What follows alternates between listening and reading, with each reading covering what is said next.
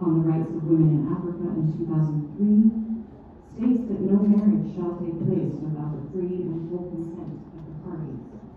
It's understood in Tanzania that marriage should be an equal partnership between a man and a woman. When there is choice in this situation, the experience of love and having children at any age can be a sweet moment in a woman's life. Also, shifting the mind's cultural relativism is when it would involve respecting and trying to understand the reasons behind the cultural practices that are in place.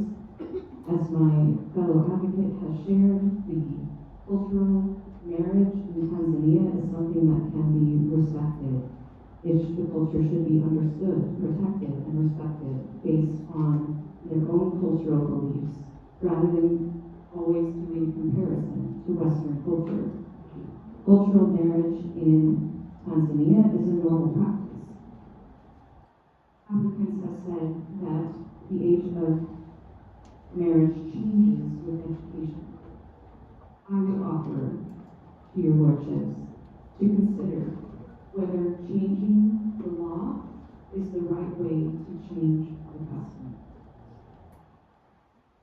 If you invest in education, as the statistics of the applicants have said, with more education, the age of marriage becomes higher. It raises from 17 to 23.